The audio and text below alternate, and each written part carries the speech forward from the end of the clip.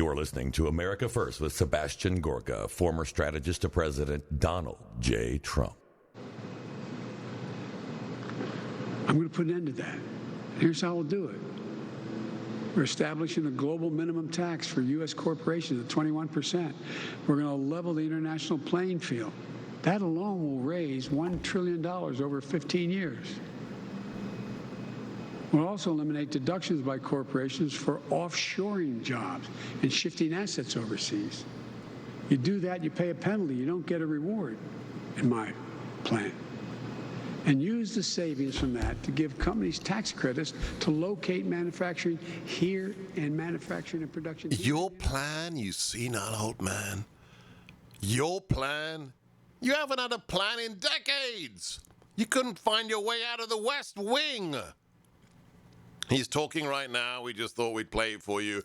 The big infrastructure bill, only 2.5 trillion of your dollars. We have a duty here to give you breaking news, and then we do important stuff. Mr. G, what are the most outrageous things you've heard Sleepy Creepy say in the last half an hour? Well, the infrastructure plan is going to create 18 million jobs. 18 million jobs! And good-paying jobs. Are they going to be walking the dog that bit another Secret Service agent? Is that what it's going to be like? Well, if that's the case, why don't you just double it and create 36 million jobs? That's what I never understood with these things. Yeah, it's so easy. Just double it. What else? The vaccine technology for the COVID vaccine has been around decades. Which means it wasn't Donald Trump. Yeah, he threw that in for some reason. I'm guessing he read the teleprompter wrong when he said that he'll make sure not a single contract goes to an American company or American goods. Won't. Yes. He said that. Yes. Not a single contract will go to America. Well, maybe he's finally telling the truth. Maybe it's all Chinese companies. that might be the truth. And then this universal 21% corporate tax. Guys, are you paying attention? Oh, and let me ask you on that thing. So he said the technology which led to the record-breaking 3 vaccines in a year was decades old. Is that how he brings us peace and unity? Well, what he said was because of programs like this that created the technology, that created the vaccine 10 years ago, the technology. Oh, he's such a unifier, isn't he, Mr. G? Yes, and then one other thing, one of the White House advisors just before the speech, they said that the reason that we have to increase the corporate tax is to be able to compete with China. What? Yes. What? I don't know. I don't even know what they were trying to argue with that. But that was said. But I thought we're not competing with China. Well, we don't want to contain them, right? Like Blinken said. No. Let's play that. This is the chief diplomat of the United States freshly saying, Russia, China, yeah, they're just kind of buds, really. Video cut 11. Whether it's China, Russia, or anyone else, we're not standing against any of those countries. We're not trying to, for example, contain China or keep it down. You know what? I just realized why he hired Biden. Did you guys work it out why he hired Biden? Why hired Blinken? Why Blinken hired Biden? Biden hired Blinken? Which way around is it? They're too similar. Why Biden hired Blinken? Have you worked it out? He's even more boring than Sleepy Creepy. Play that. This is our chief diplomat. He is the right arm of our nation across the world. And he's talking about China, the biggest communist dictatorship, and Russia run by a KGB colonel. This is the man who is meant to instill confidence in our allies. Play cut. Whether it's China, Russia, or anyone else, we're not standing against any of those countries. We're not trying to, for example, contain China. We're not trying to wake you up. Please, just keep on sleeping. Hello. Bye-bye. Oh, my gosh. That is too funny. Absolutely hilarious. Okay, let's get back to some important stuff. Gordon Liddy. They don't make them like that anymore. They broke the mold when Gordon Liddy came out of it. He has passed at the age of 90, and we've got to remember this man who served his nation. Yes, he got caught being a naughty boy. He was the chief of the plumbers for the Watergate break-in, but a man who was an FBI agent, also a prosecutor, then pretty successful radio show host after he did his time. He served, I think, 51 weeks, 52 weeks in federal prison. But here he is on the 20th anniversary. Jeff found this cut. This is Gordon Liddy, okay? The 20th anniversary of the Watergate. What does he do? He has a remote radio session broadcast from the Watergate building in D.C. with none other than Whoopi Goldberg. Play cut. I'm told that on the 20th anniversary of the break-in, that you took your #1 rated radio show to... And we did a remote broadcast right from the Watergate.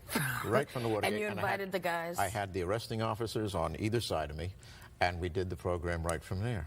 We had a wonderful time, and it just drove the liberal establishment bananas. And it was sort of the neatest way I could say F you to them that I could think of. Now, how do you get from being perceived as this villainous man to a guy with a #1 radio program, a guy who does occasionally debate with Tim Leary, and does Penn and Teller movies?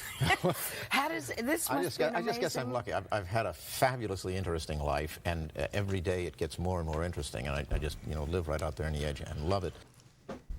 Don't we need more of that? What was he doing at the Watergate with a remote broadcast, sticking it to the left to make their heads explode? Jeff, don't we need more of that kind of attitude on our side? Yes. We've got a couple people like that. Who? 45. Matt Gaetz? 45? Yes. Don Jr. We need more, much more. Guys, come on, join in. Just play with their heads, play with their minds every single day. And by the way, Jeff, Whoopi, was that like somebody who just looks like Whoopi? Because she was really nice. Can you believe how much times have changed? The way that she would have reacted to that? She was sitting on her couch with her legs up, being said, "Hey, but you're such a nice guy." And she thought it was funny that he wanted to stick it to the liberal establishment? What on earth? Crazy, crazy, crazy. Great find, fabulous. I say to Mr. G in the morning, find a really good cut of Gordon Liddy. And, well, that's what we do. It's why we have such an amazing team here. I recognize them all. Eric, the man who can out-cackle Kamala in a good way. And the professor, always staying neutral, but he knows his stuff. Shad. And yours truly. Let's go to your calls. We're going to be joined by Todd Bensman with the truth on what's happening on the border. And then... oh, yeah, the man himself, Mike Lindell. But let's go to Los Angeles. Brent, line 1, welcome. Brent, you've never failed me, Brent. Are you there? Yes, I am. Hey. I wanted to say the transcendent days of Passover, Good Friday, and Easter are God's essential life-saving gifts to America, handing us our greatest opportunity to split and walk through the spiritual Red Sea that our country is on the verge of drowning in.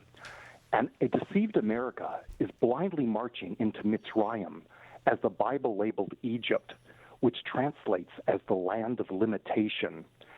And today's federal government has become Pharaoh, and many of our people have been seduced into choosing slavery over freedom. May we all seek the life-saving enlightenment, freedom, and resurrection that God's holy days desire. That's beautiful. Absolutely beautiful. Yeah. We are, thank you, Brent, we are in a floating amidst a spiritual Red Sea. And we are witnessing in front of our eyes. I saw it when I was in government service, and we're seeing it now on steroids. This godly nation becoming a land of limitation. And then that analogy or that comparison to Pharaoh. Who is the Pharaoh today? Is there a Pharaoh for the left? It's not Joe Biden. He's not even compos mentis. You heard him say today that not one of the contracts from the $2.2 trillion infrastructure package will go to American companies. He can't even say that straight. He can't even get that sentence correct. Is there a Pharaoh? There doesn't need to be a Pharaoh. In this time of Holy Week, let's just remember one thing. The greatest accomplishment that the devil ever achieved was to convince modern man that he doesn't exist. And he exists. And he is roaming the earth right now. Whether it's in the shape of cartels, our nation's enemies, or those inside our country who wish to destroy it. And that's why we are here every single day. I'm Sebastian Gorka. This is America First.